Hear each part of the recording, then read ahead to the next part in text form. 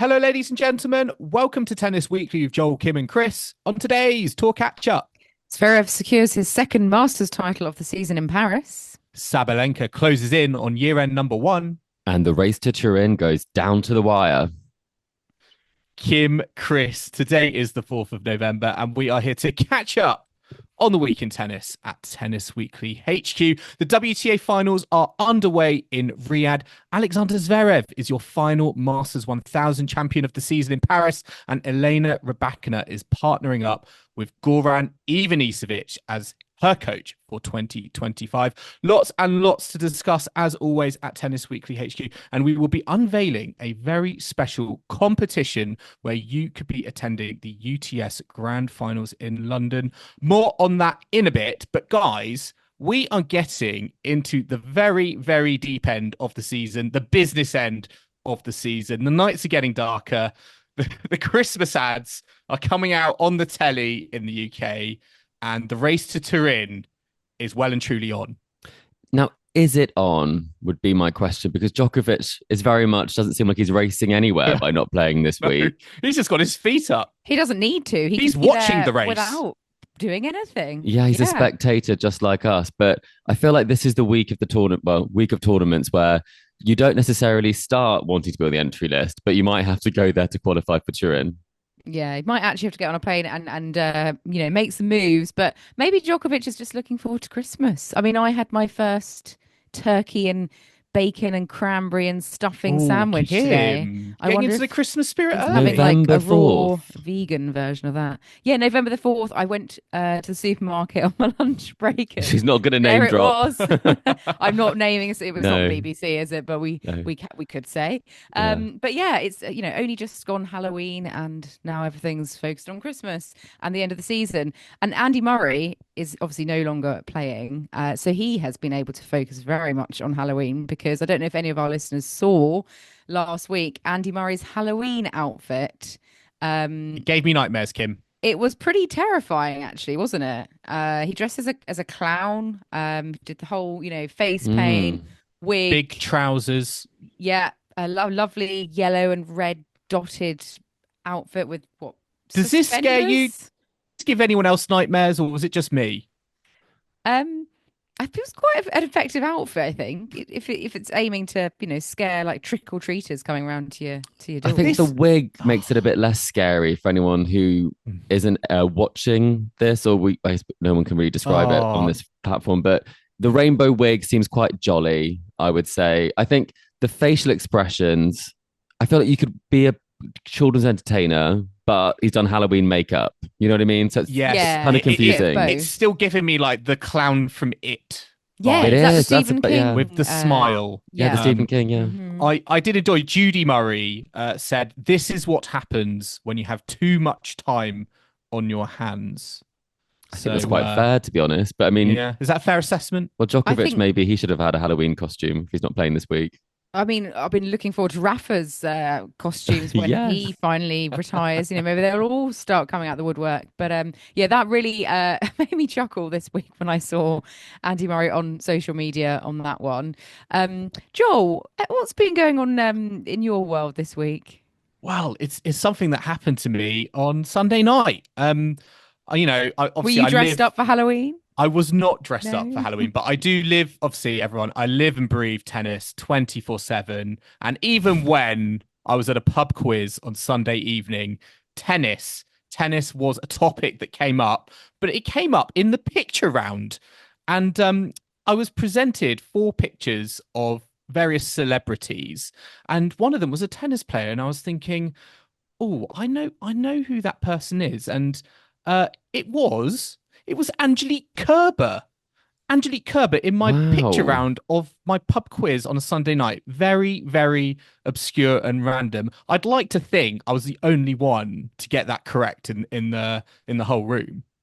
Probably. She's not exactly a currently, big name, is she? So with the sort of South London metropolitan audience, I don't know, did many other people get that right? Well, Joel? we had to mark, teams mark other teams, and the team we marked did not get it right. And they actually won the whole pub quiz. So so that's quite impressive then. Yeah, so going on that, I was like a little win. That was a little win for me because we got one right that they did not. I'm not gonna lie though, I wasn't really in the tennis kind of celebrity mindset, and I was just kind of thinking which actress this was. And for some reason, I was looking at Angie Kerber and I was thinking Diane Kruger.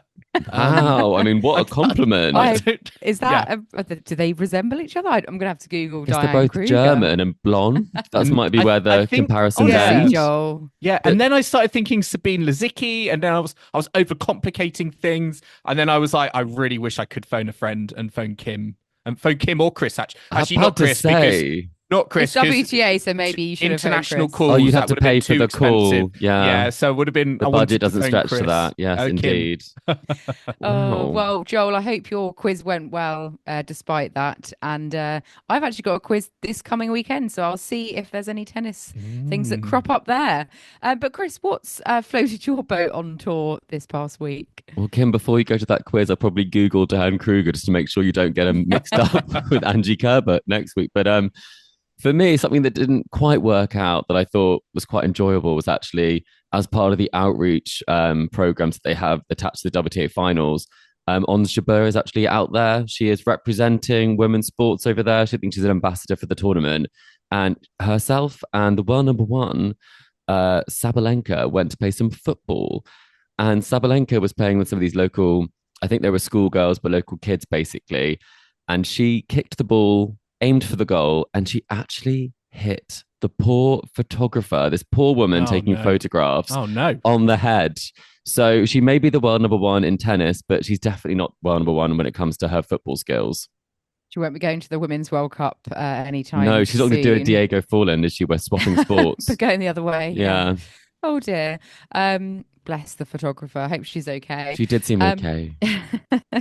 We do have something very exciting, though, to now, announce, haven't we, guys? And that's to do with the upcoming UTS Grand Final in London, because we have partnered once again with UTS Grand Final to offer 4 lucky Tennis Weekly listeners the chance to win tickets to the almost sold out 2024 edition of the UTS Grand Final.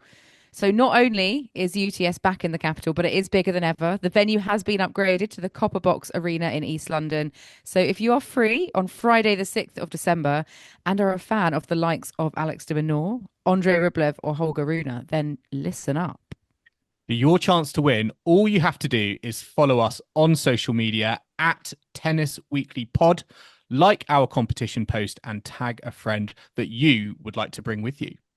So in that case, are you going to tag Kim, Joel? Is that how this works? Just in case you have an extra surcharge? Yeah, I think so. Yeah. I'll tag, but I would have tagged both of you. You can tag both of us. You can't fly over from Denmark, Chris. That is true. Expensive. Because it is a maximum of 2 entries per person. You can actually tag us both, Joel. And that's 2 entries, and that's 1 per social channel. That's on Instagram and Twitter. And the competition closes on Sunday. That's this coming Sunday, the 10th of November at midnight. And winners will be announced on next week's podcast. That will be on the 11th of November. So listen in to find out if you are one of the lucky winners. Yes, very, very exciting indeed. Tickets are also available to purchase at uts.live, and we will put the link in the description. Yes, so not long to go with that one. Sunday, the 10th of November at midnight is the deadline. So do get on the social channels and tag your friends. And let's, without further ado, go back to last week on the tour. We did have the final Masters event of the ATP Tour, and that's the Paris Masters at Paris-Bercy in its final year at that venue, actually, before it moves to the La Défense Arena from 2025.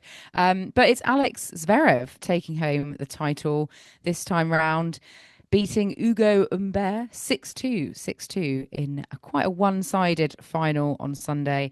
Zverev taking home his 7th Masters 1000 event and his first Paris Masters title. He had previously played the final 4 years ago, losing out to Medvedev, so he was able to finally get his hand on this bit of silverware. Joel, what did you make of Zverev's performance? You know, great week for him, fantastic performance in the final to get that win. What did you make of his week in Paris? Yeah, I mean it was very, very good. His serve, as always, was a dominant weapon throughout, particularly in the final. I mean, he lost only 5 points on serve all match, and that's the best serving performance in a Masters 1000 final since Federer, who lost 3 points on serve, if you can believe it, in the 2019 Miami final. So I think that had a lot to do with it. I also wonder with Humbert as well. I mean, he had a stellar tournament as well. No one was really expecting him to get to the final, but for him to give those French fans the Paris Bercy send off as well, really, really kind of riling up the crowd. But I almost feel like maybe he peaked with that exceptional victory against Carlos Alcaraz earlier on in the tournament, and he did. I mean, he just did fantastically well, I think, to kind of follow that up and make the final. But I sort of thought he ran out of steam a little bit, and Zverev is a player you just cannot go in and play less than 100% because he's so dominant on his serve. He just gives you very, very few opportunities to play with. Yeah, Humbert as well, pretty good record usually in finals. I think 6-2, and he was trying to become of the first Frenchman to have won, this home title. I think Songa last did that back in 2008, but he really just didn't get into the match, did he? I mean, Zverev, like you said, just a serving masterclass, ridiculous numbers, and also has a very good record against left-handers. His win streak over them is, I think, at 26 wins in a row. So, that's quite an interesting statistic there. But Zverev now actually up to world number 2, which, Chris, is a bit funny, isn't it? Because Zverev, hasn't won a slam this year, yet he's now ranked higher than Carlos Alcaraz, who's won 2 slams. So tell us a bit more about that. How has that happened?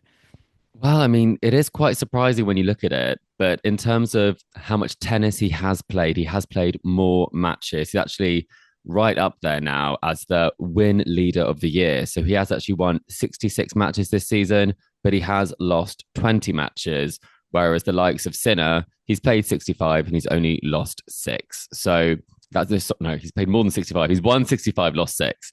So in terms of matches played, he's played more tournaments, given more chances for these ranking points to come in. In terms of Alcaraz, he didn't play that many tournaments at the start of the year either. So I think it's a case that if you're more consistent on the tour, we have seen this previously before. I think famously there was Serena Williams, who was ranked number 2 but had 3 slams, which you can get this because of the fact that there are so many opportunities to win 1,000 points at these Masters events. And he's won 2 of them, which is equivalent to a slam, as well as reaching a slam final and a semi-final. So he's been very, very consistent. I think the question that I would put to you both would be, is this one of the best seasons that we've seen for someone who hasn't actually won a slam to finish with these sort of statistics?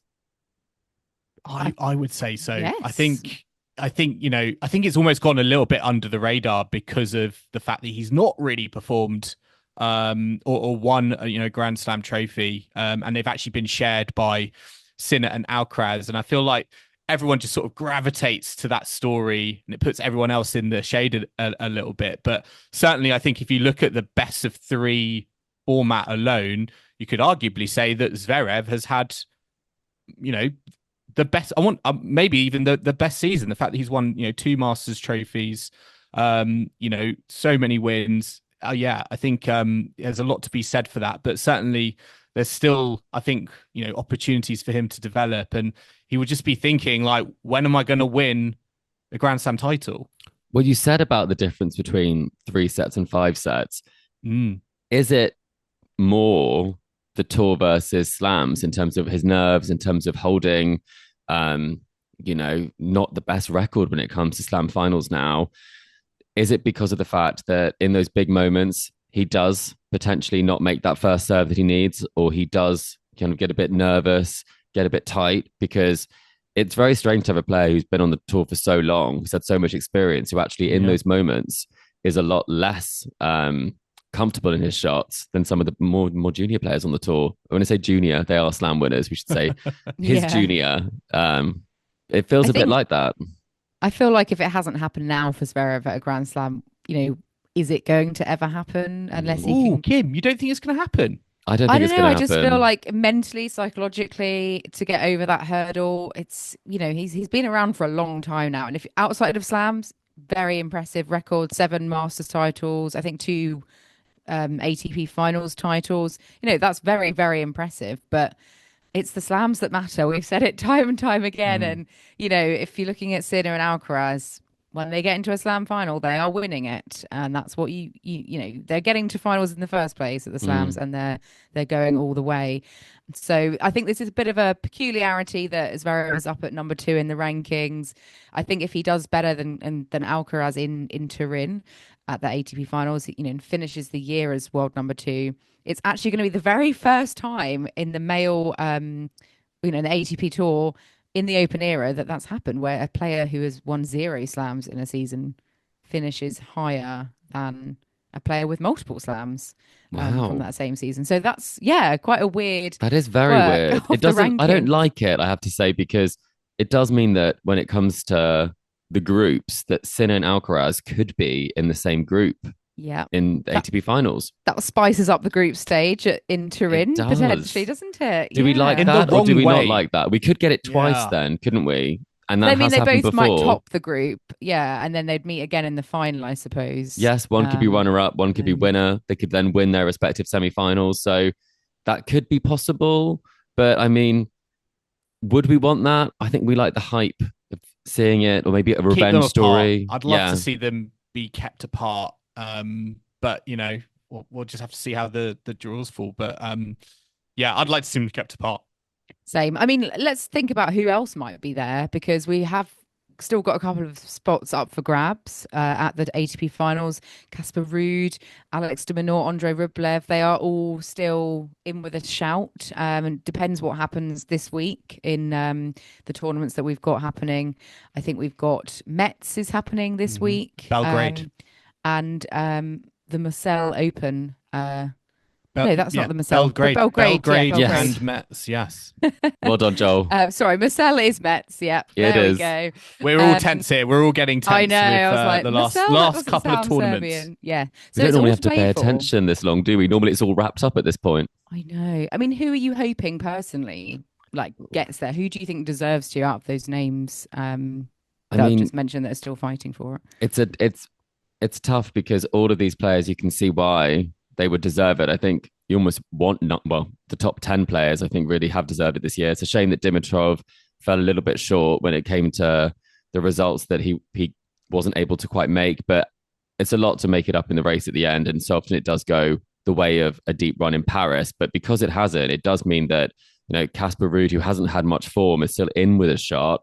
De Minaur obviously derailed by injury as well. Rublev, it would be a shame if he didn't make it, because of the fact that he has won a Masters title and he is such a staple at the top of the game. So I think it's going to be a case that if Djokovic doesn't play, they do get in. In terms of who I'd like to see there, I mean, I love to see Casper there. I think he's been quite unlucky this season, but I don't know about you guys, who you'd like to see there. I would like to see Alex de Minaur there. He's not ever played the Tour Finals. I think his season warrants it. It's been a shame because, as you said, it's been a little bit curtailed by injury. I don't necessarily think his form has dipped as much as, let's say, Casper Ruud and Andrei Rublev at points, this season. So I certainly think he deserves it. I just think it's crazy that Novak Djokovic is still 6th place. He's not won a Grand Slam. He's not won a tour title. Yes, he did win, Olympic gold. But to think that he's not really, been there or thereabouts, he's not really played a lot of tennis over the last, few months. Do we think he's gonna be in Turin? Well, that's the question. He's back in Serbia now. Apparently, he has said that he's not motivated, as you say, Kim, by ATP Finals titles. He's in for slams. He was here for the gold medal. It does feel like Djokovic doesn't necessarily get out of bed just for anything at this point of his career. But he did obviously play in Asia. What about the money? I feel like you was like, I know he's got like loads and loads of money, but I still it's, he's earned the right to be there. Well, he hasn't yet, actually, because the only way that he could not qualify would be if Rublev and de Minaur win the titles and Casper makes it to a semi-final. So that is possible. True. That he wouldn't be there, but it is quite unusual to have the person who's the front runner in the race actually not competing that week. For Casper, he has to make it to the semi-finals, and then he would be able to go through. And then when it comes to Diminar and Rublev, it's just pretty much a straight shoot-off. There's just a few points that separate them. I think it's 25 points. So whoever goes further in their respective tournaments, or whoever goes to the same round, that will decide it. So I'm not sure it's necessarily the best preparation for any of these players going into Turin next week, because they will have to get there almost immediately. And Jannik Sinner's already there with a hero's welcome. So in terms of being fresh, do you think it will affect their chances if they have to go deep to get it done this week? Possibly. I mean, I wouldn't worry too much if I was them, because Djokovic might end up pulling out anyway, and then they'll all end up, getting into the event regardless. The race that never was. I do want to know, before we move on, do you think we'll see Djokovic step onto the court in Turin? Maybe to hand out a trophy, but not to play. You don't think not to play? Kim? I think he's planning his Christmas already. So Malaga Davis Cup, he's saving himself for that. He's saving himself for Rafa's retirement. Rafa's retirement. Yeah, Rafa's retirement. Then I think he's going to play. I think he's all thrown us off guard, and I can see. It's quite a cool move, isn't it? Too tempting. I think it's just too tempting. It's not gone long left in his career. I feel like it's a wasted opportunity. Well, Casper did make it seem, though, when in press, he did say that almost like Djokovic had let people know that he might not. So maybe they're all fingers crossed. They're hoping that it will make it a lot easier for qualification if he doesn't. He's a good bluffer, though, Djokovic, isn't he? So we'll see. Yeah, he's a good bluffer. But let's have a look at what else happened last week on the tour. We had the Hong Kong Open, where Diana Shnaider won that event with a victory over Britain's Katie Boulter in the final. Although, albeit quite a one-sided victory again in this tournament, 6-1, 6-2 in the final it was. But Shnaider, really one of the breakout stars of the WTA Tour this season. She's won her 4th title of the year, and her rankings rise is really quite remarkable. She was 97 at the start of the year, now up to a career high of 12 in the world as a result of all her fine work this season. Chris, Diana Shnaider, is she, going into next year, like after this brilliant year, she's on the cusp of the top 10, winning titles, what can we expect from her going into next season from what we've seen, from her in Hong Kong and all her other victories this year on the tour? Well, I mean, she is a great player to watch. She's a big hitter. She fights for every point. She leaves it all out there. So I think she's a fantastic advert for women's tennis, because it really is super competitive, and she takes the ball on. And I think that's what you really hope for when you are watching some of these matches, because she just got that first strike in every time before Katie Boulter, it seemed. It just wasn't Katie's day, and we've seen that a few times from her. But across the year, I mean, picking up 4 titles is so impressive. She's 20. She burst onto the scene this year. The thing that we really want to see a bit more from her is going a bit deeper in some of the bigger tournaments. Mm-hmm. She has made a semi-final at a 1,000 level. That was in Toronto. And she has kind of won a 500 in Bad Homburg, which was obviously a fantastic result for her. But it is about making that leap. She obviously won a silver medal with Mira Andreeva at the Olympic Games, which was very exciting for her. So she can do it on the big stage, but that will be the next step for her. I mean, to get to number 12 at the start of the season, we wouldn't necessarily have thought that would happen. No. And I think no one would see her on a draw sheet. She will have to defend all her points, though, next year. So we'll see if the rise continues to the same extent. And Joel, we spoke quite a bit about Katie Boulter last week, saying she needed to have a good week in Hong Kong in advance of the Billie Jean King Cup finals. I mean, it's fair to say Katie Boulter had a pretty good week. Some great wins there. Not able to get the job done in the final. She's quite tired from quite a close semi-final that she had. But how impressive was she this week, especially with the Billie Jean King Cup finals around the corner? Yeah, I mean, she's playing great tennis at the moment. She's carrying on that momentum. It did feel like she emptied the tank in her semi-final and didn't have a lot to give in the final. But, living up to her seeding and living up to expectation and that pressure that is being put on her, it's really great to see, because I think previously we've been in these situations where we do put that pressure on Brits and they don't necessarily live up to it. So to see Katie Boulter seeded and live up to that seeding, Yes, I would like to see her come away with the title, but I think it shows that she's in very good form going into, Malaga and the Billie Jean King Cup finals. Yeah. And, she's ready to, to put it on the line. I think Chris said the other week, she does play her best tennis for Great Britain. But actually, I would arguably say this season, I think that gap is closing between what she's able to do on the tour versus what she's been able to do for her country.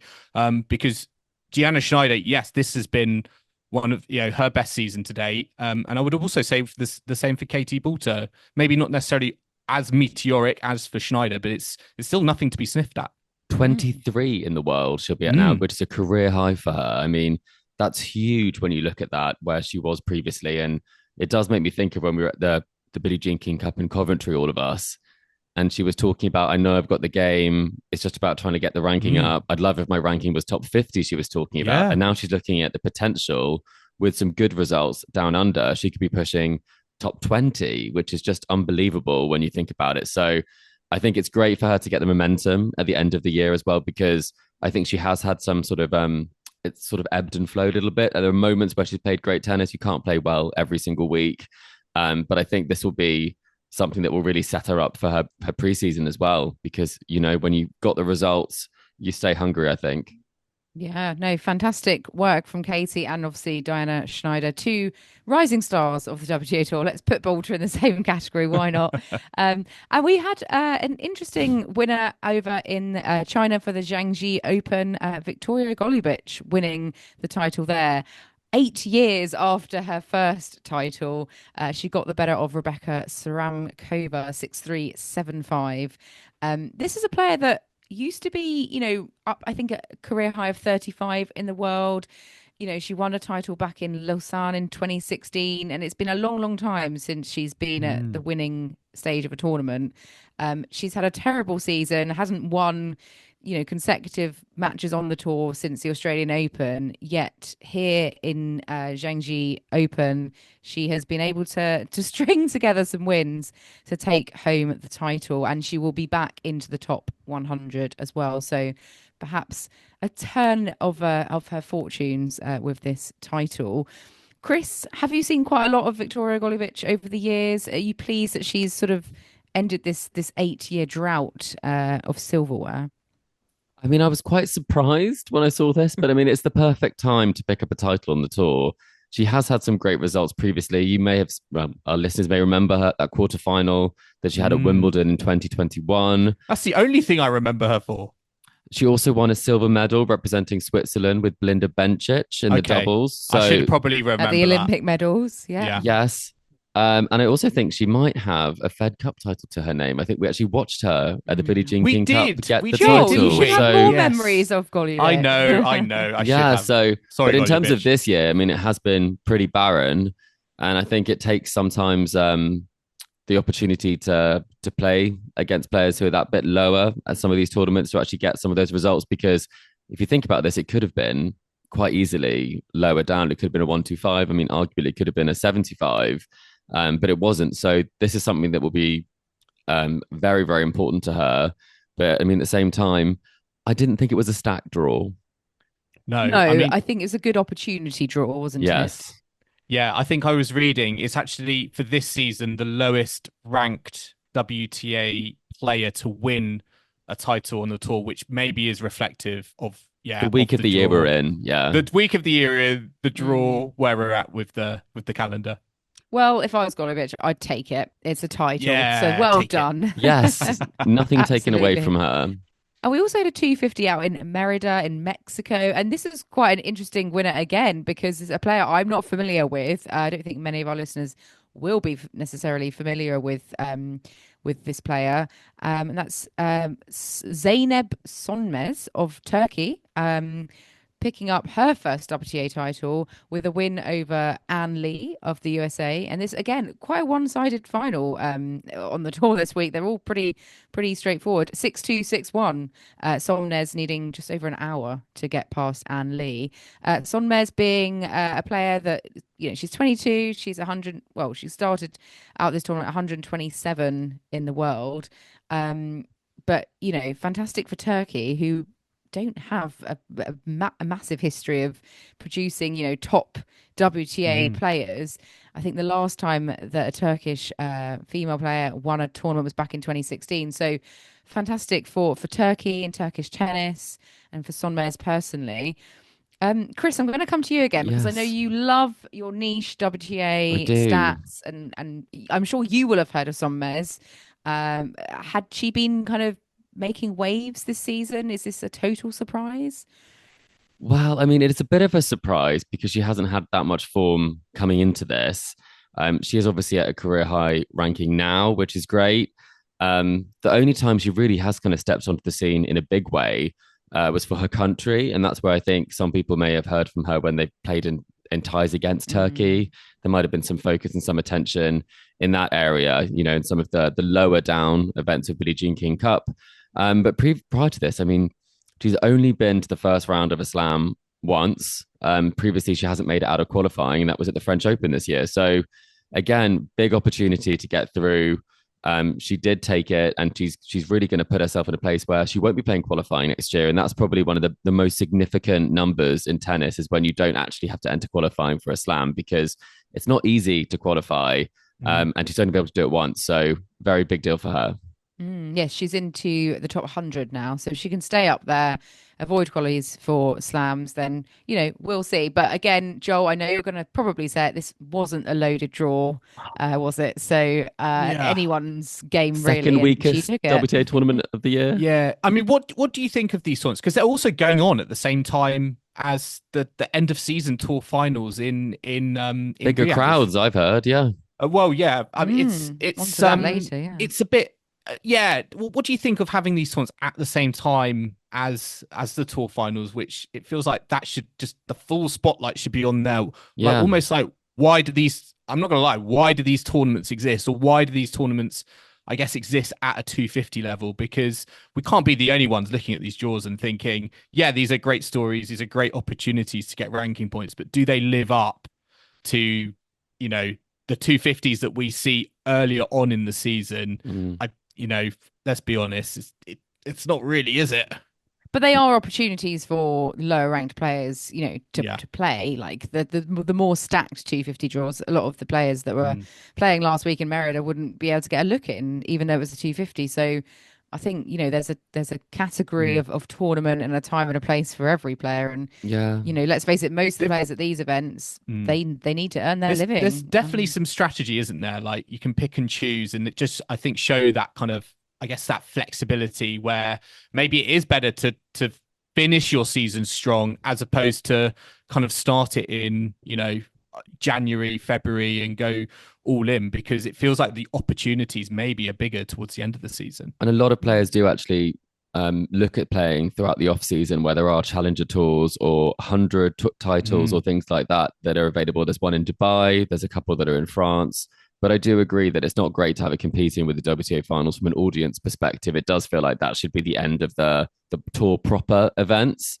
But I think because of the way that has to happen the week earlier than the ATP finals, because of the Billie Jean King Cup, I think then it shrinks the WTA tour by a week. And so I think that's why we get that crossover, because otherwise the tour would be a week shorter.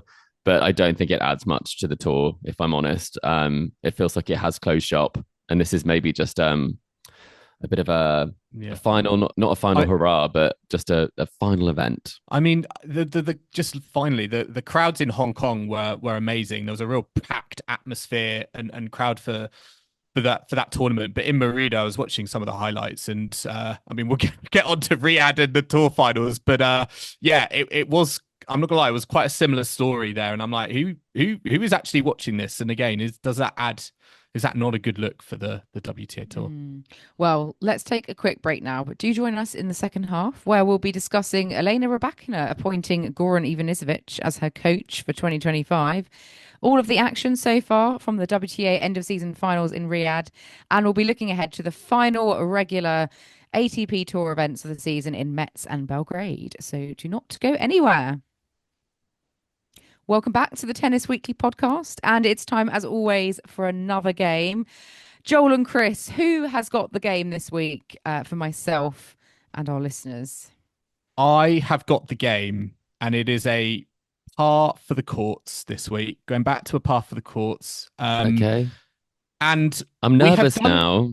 We have done this category while, before, which is your first clue for you and our listeners. But there is a slight twist on it for this week. And you could probably, let's say, there might be a little bit of an inkling of what the category for this week is. Is it last year's WTA finalists? Is Angie Kerber involved? Dan Kruger? Pitch around with Angie Kerber again? All incorrect. I'm going to put you out of your misery. The category for this week's edition of Par for the Courts for you and our listeners is finalists in the Masters 1000 events ATP Tour edition. Ooh, okay. And I was counting up. It feels like we've done this one, but we did the WTA, didn't we? We did the WTA last time. Yeah, I'm just going back in my mind. Yes, we did the WTA last time. We're doing the ATP this time. And I've just been counting how many players reached a final of a Masters 1000 event this season. I believe it is 1, 2, 3, 4, 5, 6, 7, 8, 9, 10, 11, 12, 13, 14 players. 14 players. Well, okay. Kim, final. I think we could do that. So are we setting par or are we going back and forth? This is a back and forth, and I will have a tiebreaker if it is 7 apiece at the end of it. I'm just hoping there are 14 names, but we'll find out. We'll find out as we go along. We'll see how we get on. And purely singles, right? Purely singles, exactly. Okay. Well, Kim, you quite often start, so maybe I'll try and start this time. You can start. Absolutely. Go for it. I think I'm going to do the obvious. I'm going to go for Zverev. Correct. Yes. Zverev is a finalist. Do you want to be flashy and tell me the 2 events he was a finalist in? Would it have been the winner of Paris and Rome? Paris and Rome is correct. Yes. But yes, Zverev is on the list. So over to you, Kim. I'd also will go for the obvious Ugo Humbert of Paris. Very good. Yes. Paris very, very recently. So that is the correct answer. 1 apiece. I've got to go for Yannick Sinner then. I think he's won 3, has he? I think he won Miami, Cincinnati, Shanghai. Very good. Correct. He has won a hat trick of Masters 1000 titles this season. And you were right. Shanghai, Cincinnati, Miami. So 2-1 to Chris. Back to you, Kim. Kim's looking very confident though. I'm watching her. I'm not. Carlos Alcaraz must be in there somewhere. Carlos Alcaraz is a correct answer. Ooh.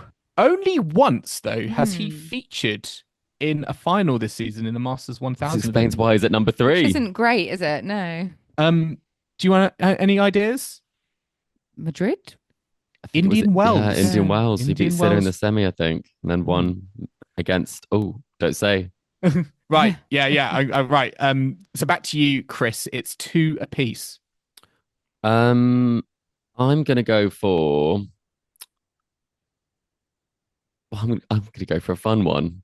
When we're talking about Zverev, I know that he beat Nicolas Jarry in the final in Rome. And I just thought that really stuck with me because what else has Nicolas Jarry done this year? Nothing.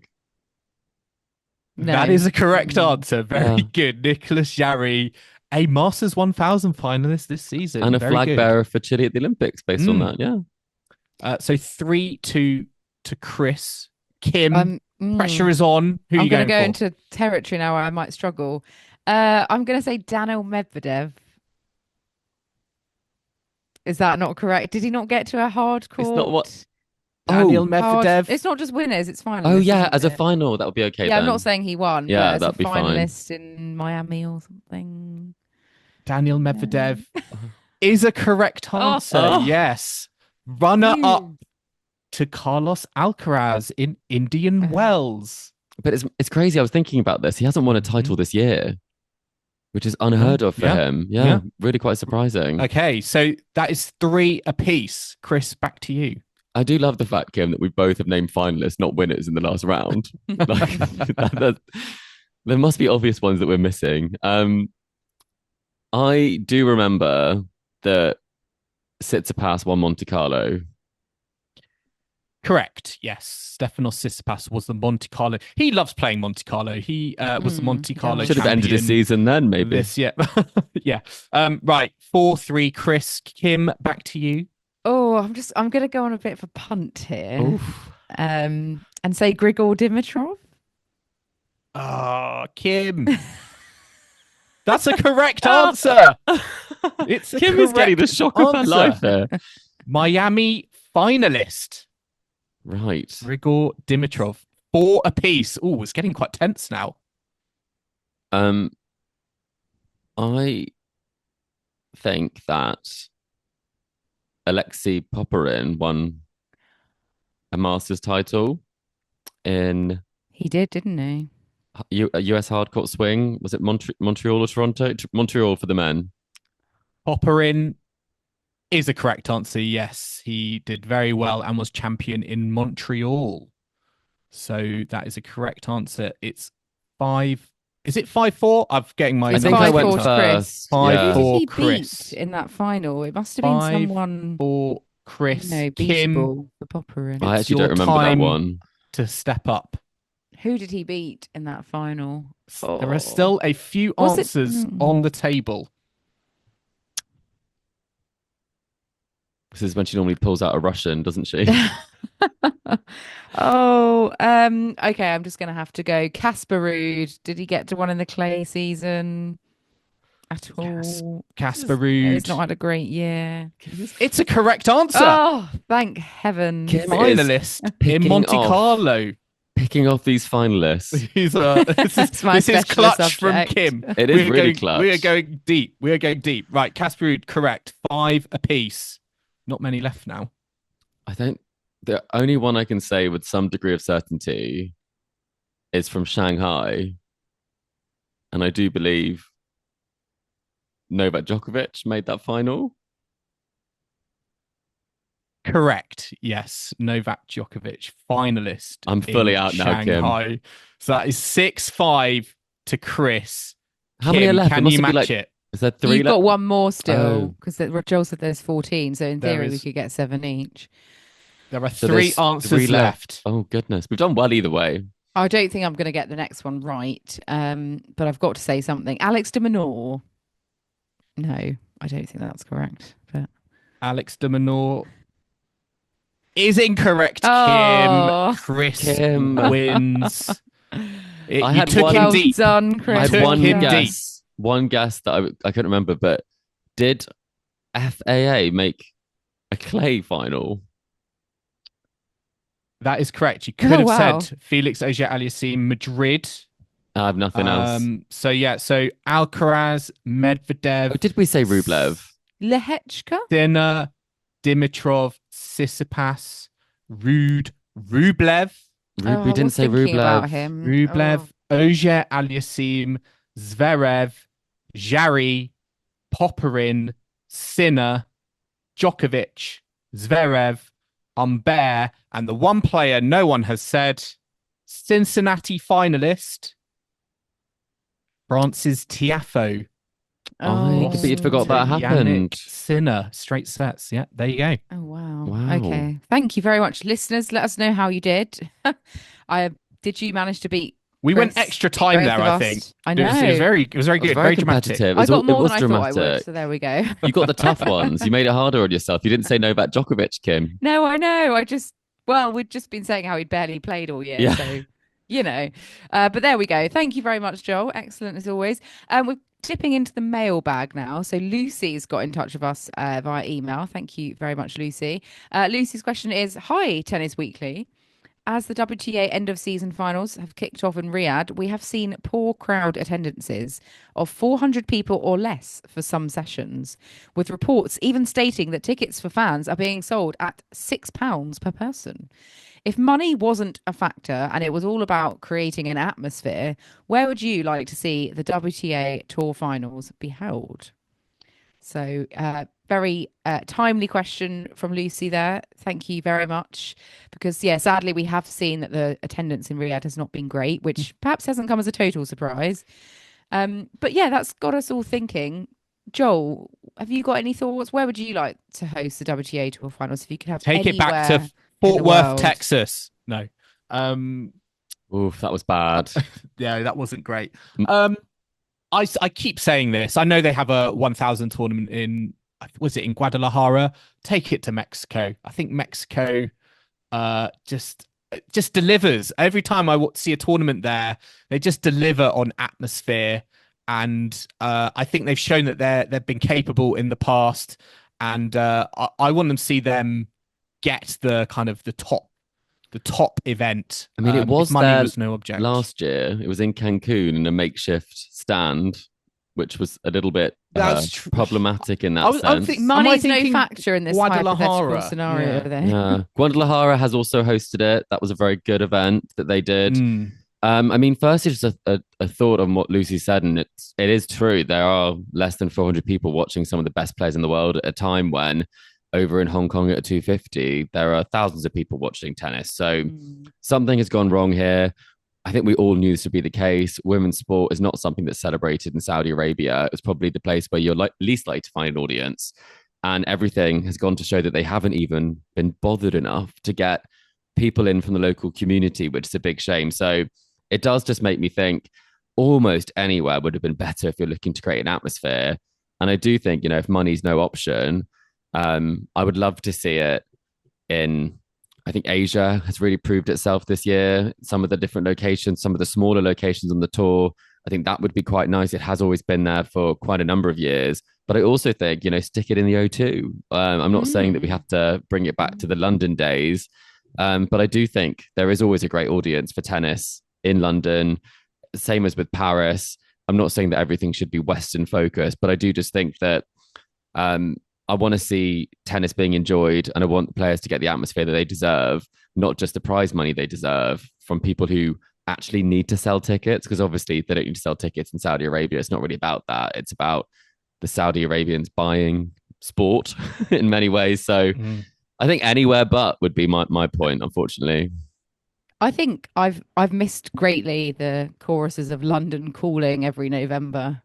With tennis players walking out onto court. So my pick would be the O2 as well. We just want an easy trip. I live in London, so I'm very biased. But maybe Copenhagen, Chris. They don't really ever have anything big in Scandinavia, do they? They don't, do they? I'm trying to think, where is a place on the world map that has a great atmosphere, but not always the best when it comes to getting those tournaments. And I guess Copenhagen, there would be a really big crowd here, especially Switzerland. I mean, I don't know. Could you see them? This feels too ridiculous, but could you see it being like the team events following each other with a little bit of overlap in Malaga? Could they do the same in Turin? I'm also just thinking, could we have two close by capitals and then they meet for a final somewhere, do a bit United Cup-esque? That could be quite fun.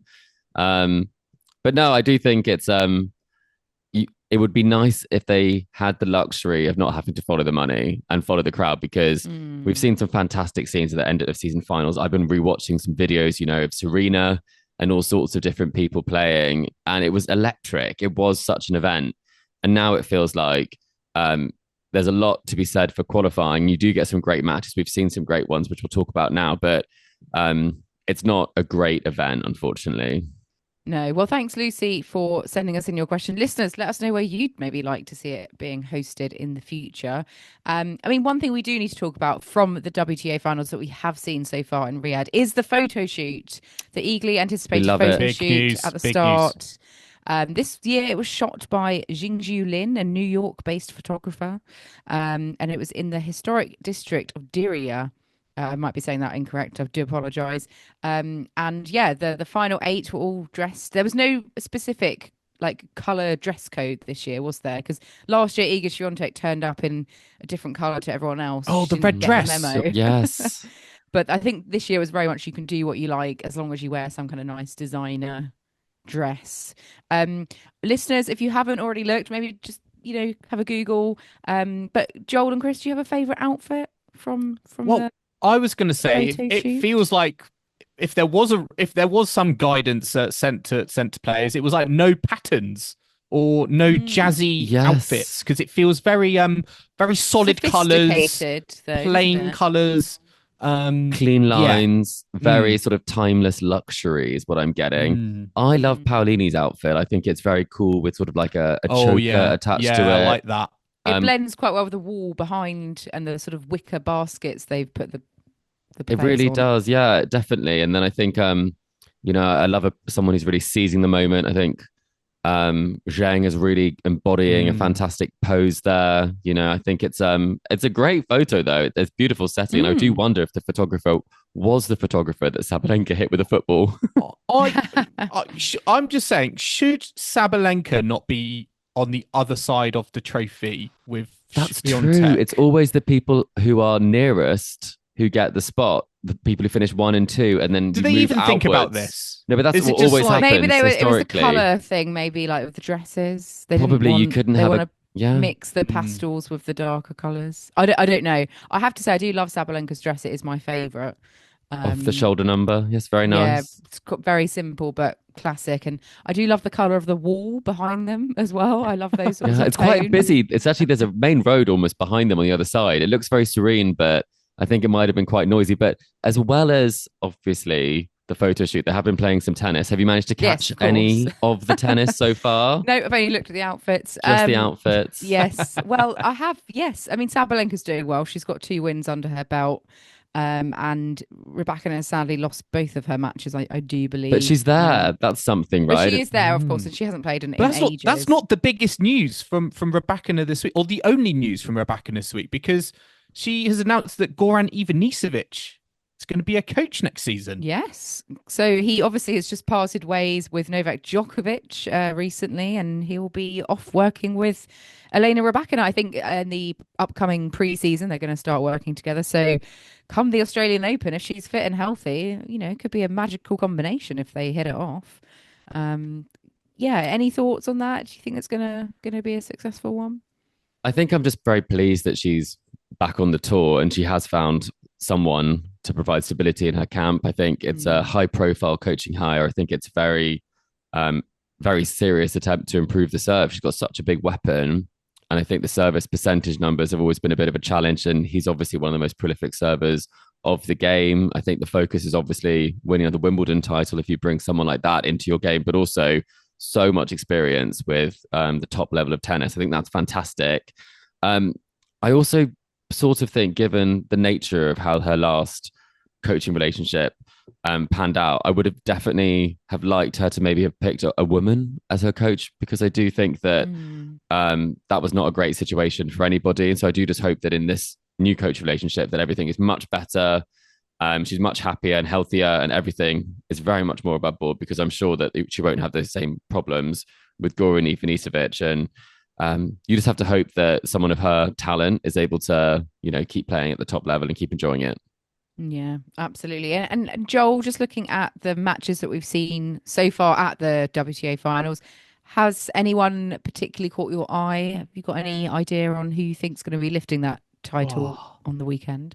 Well, I was kind of interested to see how Iga Swiatek was going to turn up, because she's not played a lot of tennis recently, and she took a while, I think, to get going against Krejcikova. I mean, she came out in the end in 3 sets, but she didn't necessarily, I think, kind of set the world alight. And I think it does feel like this is Sabalenka's chance, I think, to make a statement.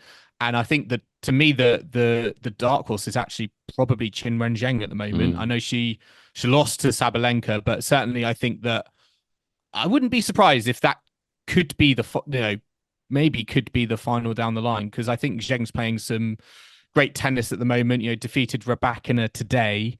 So yeah, I wouldn't totally be surprised if the final is 2 players from the same group. We did say that, didn't we, Joel? That Zheng is not a good draw for a number 7 seed at the WTA Finals, especially given how much tennis she's played and the form she's in. Yeah, I was very impressed by Gauff against Pegula. Gauff looked really solid.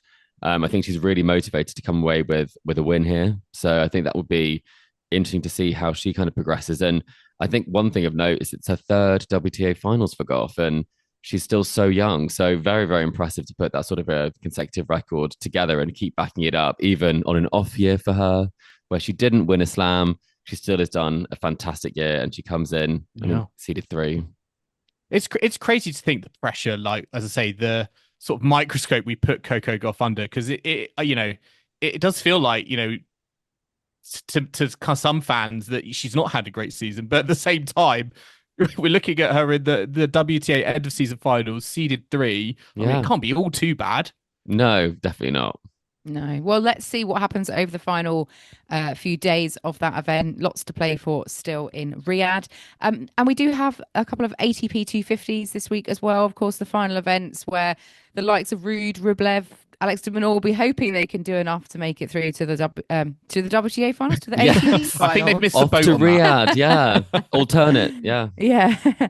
We do have the Belgrade Open. Alex de Minaur is the top seed there. Tommy Paul is the second seed. And in Metz, Rublev and Ruud are the top 2 seeds there.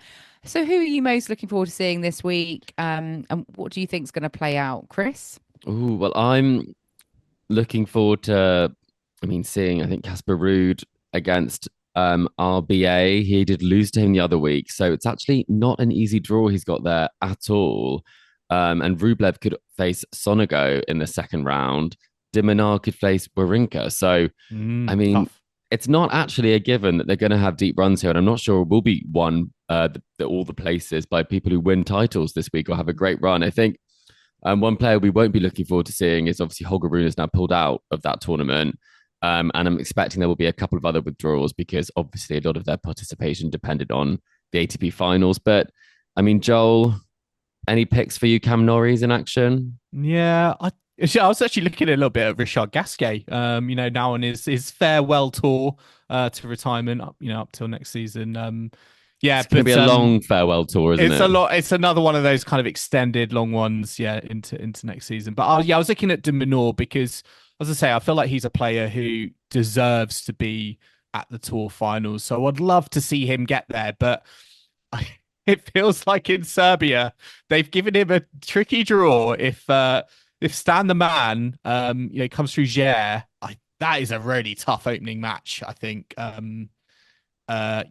So I'm all eyes for me on that. Let's see what happens, and we'll be back next Monday to catch up on those events as well as the WTA finals. So we will know. Do we need to do predictions? I forgot. Do we need to do predictions? Shall we? Who's going to win it? Well, I'm going to go Sabalenka. I think she's worn the nicest dress, in my opinion. I think she's in form and she's going to do the business. Who will say final? Sabalenka. Oh, Sabalenka and I'm not sure. Can this happen? Sabalenka Swiatek? That can happen. I'll go with that then. They're in separate Sabalenka is coming groups. out on top. It's hard to bet against Sabalenka, but I'm going to go with Gauff then, just because we all have to say someone different. Is that the rules at Tennis Weekly? I am going to go. I think we're going to get a final of Sabalenka and Zhang, and Sabalenka's going to win. I think we're going to get the purple Giga fans will be screaming at us when she wins the title next week. I'm sure she will at this point. We're just like dismissing her because she's been off the tour for a while. Well, Rybakina is not going to go there. We know at this point. So we've got a 3 from 7 chance combined. But, nice one. Well, we shall see. We have got very much lots of more tennis to look forward to, and we will be back next Monday to look at the business end of the season with the WTA. I keep saying business end, the WTA finals, and we'll look ahead as well to Turin. But listeners, I hope you've enjoyed our latest episode of the Tennis Weekly podcast. Remember to subscribe to us to stay up to date on all the action to come from the ATP and WTA tours. We are on Apple Podcasts, Spotify, YouTube, and all major podcasting platforms out there. So if you like what you're hearing, then do make sure to leave us a rating and review on Apple Podcasts or Spotify, as well as like us on YouTube and subscribe to us as well, so you get all of our episodes straight to your inbox. And do make sure that you follow us on social media so you can enter our very exciting UTS competition where we're giving away 4 sets of tickets. The requirements for that will all be attached with the post, but you can find us on Facebook, Instagram, TikTok, YouTube, and X, and the handle for all of those is Tennis Weekly Pod. And as I've said, the caps are sold out. We do have some merch left. And that's at etsy.com/shop/tennis weekly podcast, where you can get yourself a tote. And you can also email us, as always, for the mailbag at tennisweeklypod@gmail.com, or check out our website, tennisweekly.co.uk. And we will be back next week for another tour catch up. So I hope you can join us for that. But in the meantime, it's goodbye from Kim. Goodbye. It's goodbye from Chris. Goodbye. And it's goodbye from me. We'll see you again soon.